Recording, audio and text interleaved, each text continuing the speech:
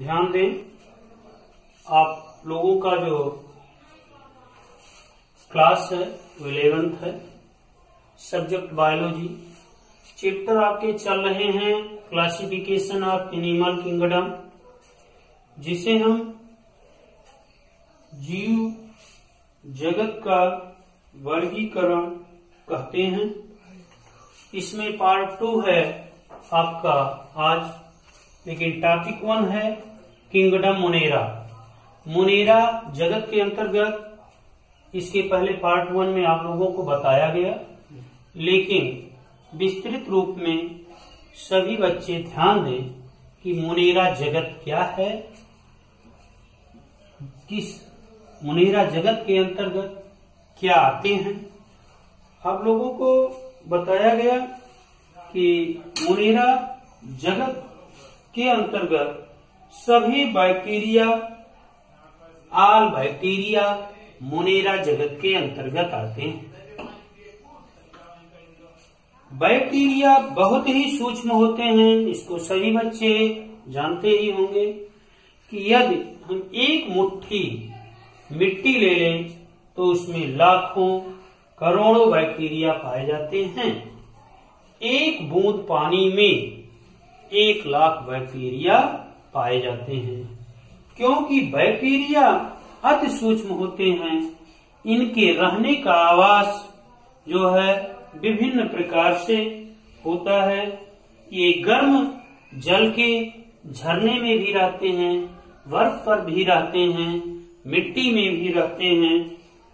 इस तरीके से गहरे समुद्र में भी विशेष प्रतिकूल परिस्थितियों में रहते हैं।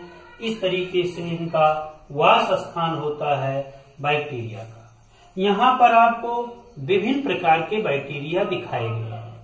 जैसे सबसे पहले कोकाई नामक बैक्टीरिया होता है। कोकाई नामक बैक्टीरिया गोलाकार होता है। एक गोले से जुड़ा हुआ दूसरा गोला भी होता है, जिसे हम कोकाई बैक्टीरिया कहते हैं।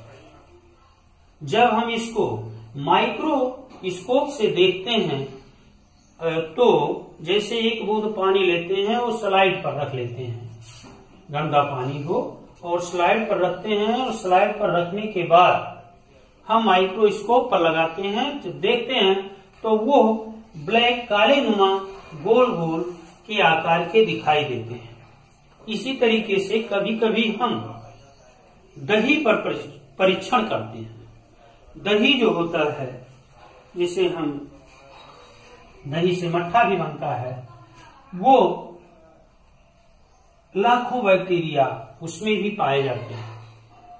उनको अगर हमको देखना है तो बहुत माइक्रो के रूप में, सूक्ष्म के रूप में स्लाइड पर रख करके और ऊपर कवर स्लिप डाल करके और माइक्रोस्कोप पर डाल देते हैं, तो वो बैक्टीरिया अति सूक्ष्म के रूप में दिखाई देता है। इस प्रकार से बैसिलाई, जिसे हम बैसिलस कहते हैं, बैसिलस, ये भी एक प्रकार का बैक्टीरिया है। जो इस बैक्टीरिया को हम दंडाकार बैक्टीरिया कहते हैं। कौन सा बैक्टीरिया कहते हैं? दंडाकार बैक्टीरिया। ये बैक्टीरिया आगे की तरफ घुंडी के रूप में पाया जाता है, जिसे हम बैसिलस बैक्टीरिया कहते हैं। तीसरा है स्पाइरिला बैक्टीरिया। स्पाइरिला बैक्टीरिया ये सर्पिलाकार होता है। आगे की तरफ इसमें फ्लैजेला लगे होते हैं, जिसे हम कसाग कहते हैं। इसी फ्लैजेला के द्वारा ये बैक्टीरिया लोकोमोशन में गति करने में सहायक होता है, जिसे हम सर्पिलाकार बैक्टीरिया कहते हैं। तो नंबर 1 कोकाई, दूसरा बैसिलस, तीसरा स्पाइरिला और चौथा विब्रियो। विब्रियो कोलेरी एक बैक्टीरिया होता है जो हम कामाकार बैक्टीरिया कहते हैं। कामाकार बैक्टीरिया में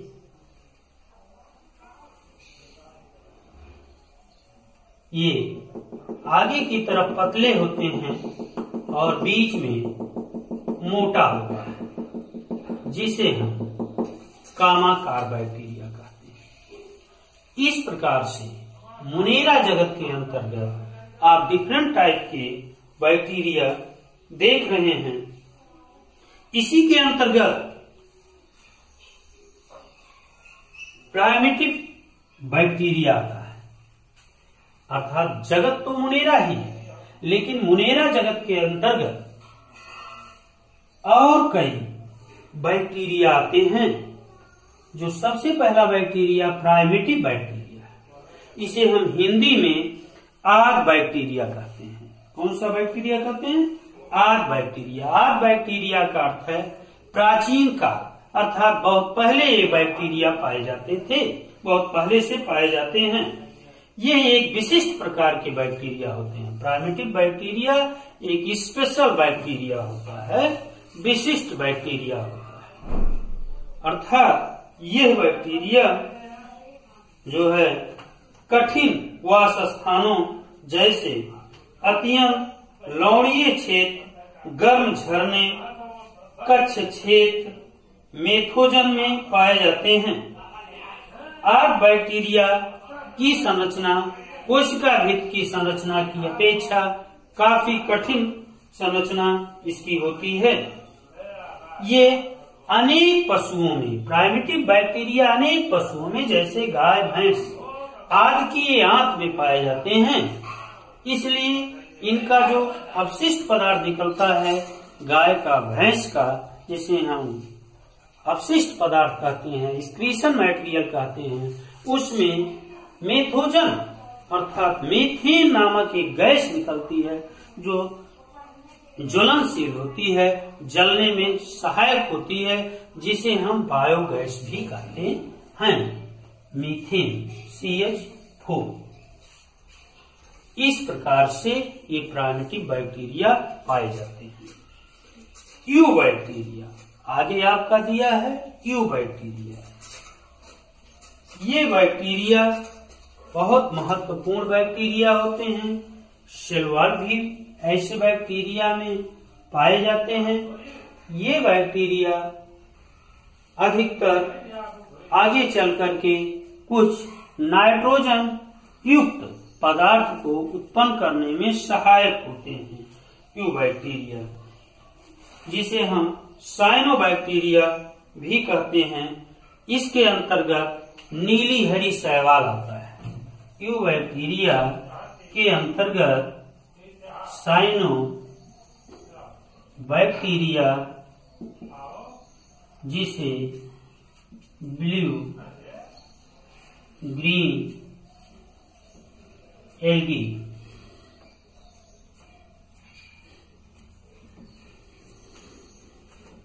ग्रीन एल्गी एल्गा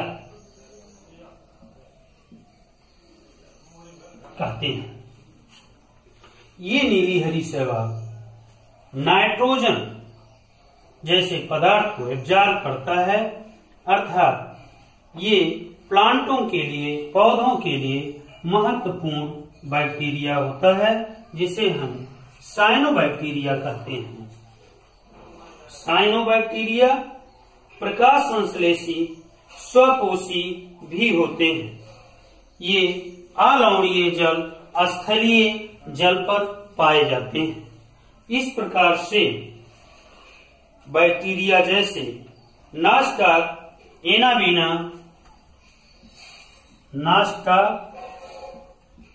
एनाबीना, ये भी बैक्टीरिया काफी उर्वरक भरे होते हैं इसमें, जो पौधे के लिए काफी महत्वपूर्ण होते हैं। नाइट्रोजन, ये कभी कभी इसके अंतर्गत पाए जाने वाले बैक्टीरिया दो दाल वाले जो फसल होते हैं उनके नोड में पाए जाते हैं, गांठ में पाए जाते हैं, जो नाइट्रोजन का फिकेशन करते हैं, नाइट्रोजन का प्रोडक्शन करते हैं। अब आपका है टॉपिक दूसरा है प्रोटिस्टा। प्रोटिस्टा के बारे में आप लोगों को पहले ही बताया गया था कि प्रोटिस्टा क्या है। इसके अंतर्गत प्रोटिस्टा के अंतर्गत आपके जो है यूकैरियोटिक सेल भी आते हैं। सभी एक कोशिकीय यूकैरियोटिक प्रोटिस्टा के अंतर्गत आते हैं, अर्थात सभी एक कोशिकीय का अर्थ है यूनिसेलुलर, सभी एक कोशिकीय सेल यूकैरियोटिक सेल प्रोटिस्टा के अंतर्गत आते हैं। आप लोग को समझ में आया होगा कि यूनिसेलुलर एक कोशिकीय क्या है। एक कोशिकीय के अंतर्गत आपका आ रहा है अमीबा, पैरामीशियम, यूग्लिना, डायटम,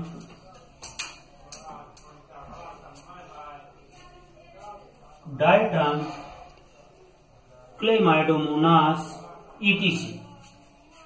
ये आपके एक कोशिकीय के अंतर्गत आते हैं, जो प्रोटिस्टा के पार्ट हैं। इस प्रकार से प्राथमिक रूप से प्रोटिस्टा के सदस्य जलीय होते हैं। यूकैरियोटिक होने के कारण इनकी कोशिका में सुसंगठित केंद्रक झिल्लीबद्ध युक्त कोशिकांग पाए जाते हैं। ये अलैंगिक जन्म भी करते हैं। अब आपका टॉपिक 2 के अंतर्गत प्रोटिस्टा के अंतर्गत आपका आता है क्राइसोफाइटा। अब हम देखेंगे कि क्राइसोफाइटा क्या है, इसके अंतर्गत क्या आते हैं क्राइसोफाइटा। इस समूह के अंतर्गत डाइटम तथा सुनहरे शैवाल आते हैं। डाइटम क्राइसोफाइटा के अंतर्गत डाइटम, जिसे हम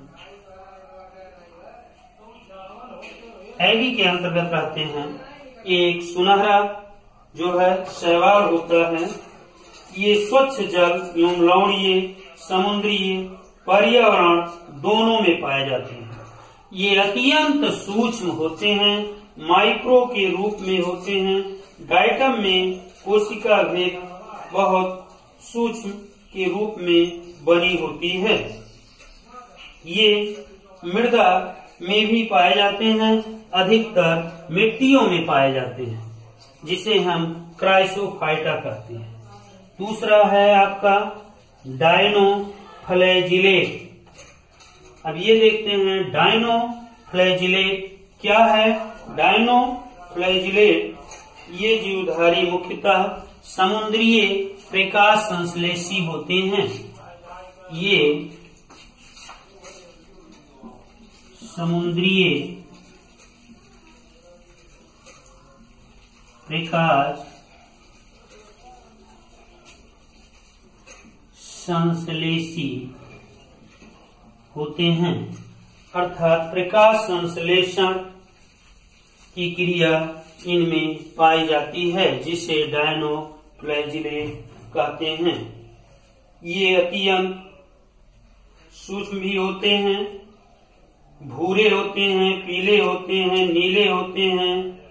कोशिका भित्ति इनकी सेलुलोज से बनी होती है और अधिकतर डायनोफ्लैजिलेट में 2 कसाब होते हैं, जो पट्टिकाओं के रूप में पाए जाते हैं।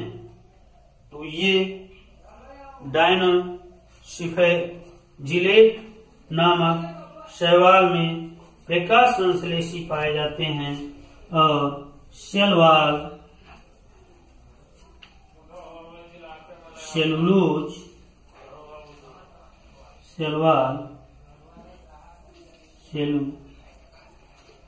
शैलवाल, इनका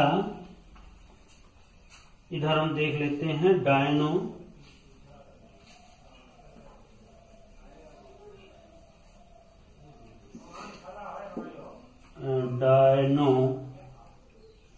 फ्लैजिलेट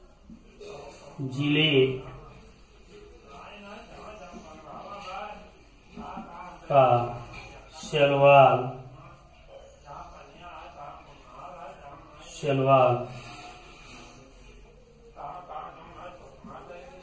सेलुलोज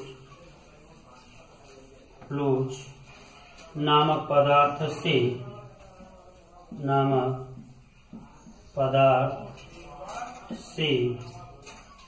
बना होता है, जिसे डायना फ्लैजिलेट कहते हैं। अगला आपका पॉइंट है, तीसरा पॉइंट,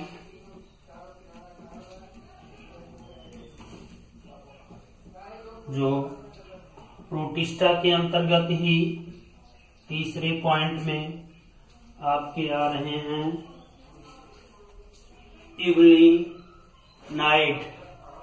यूग्लिनाइड, तीसरा है यूग्लिनॉइड, अर्थात ये यूग्लिना से संबंधित हैं। यूग्लिना आप जानते हैं एक कोशिकीय जीव है जिसमें फ्लैजेला भी पाए जाते हैं, जिसके द्वारा ये गत करता है। यूग्लिना एक ऐसा प्राणी है जिसमें क्लोरोफिल भी पाए जाते हैं, प्रकाश संश्लेषी भी होते हैं यूग्लिना, इसलिए ये जंतु तथा पौधे दोनों के बीच की कड़ी भी माने गए हैं। अगला पॉइंट आपका आता है प्रोटोजोआ, चौथा है आपका प्रोटोजोआ। इसके बारे में आप सभी जानते होंगे कि प्रोटोजोआ के अंतर्गत ही अमीबा, पैरामीशियम और यूग्लिना आते हैं। प्रोटोजोआ एक अति सूक्ष्म प्राणी होता है जो माइक्रोस्कोप से ही देखने पर दिखाई देता है। इस प्रकार से आज आप लोगों का पार्ट 2 में मोनेरा जगत के अंतर्गत आपका वर्णन हुआ और टॉपिक 2 में प्रोटिस्टा जगत के बारे में आप लोगों को बताया गया। यदि आप लोगों को कोई समस्या इसमें आ रही होगी तो आप लोग निसंकोच इसके बारे में नीचे आप अपना कमेंट लिखिएगा और हमें अपना सुझाव दीजिएगा। Thank you.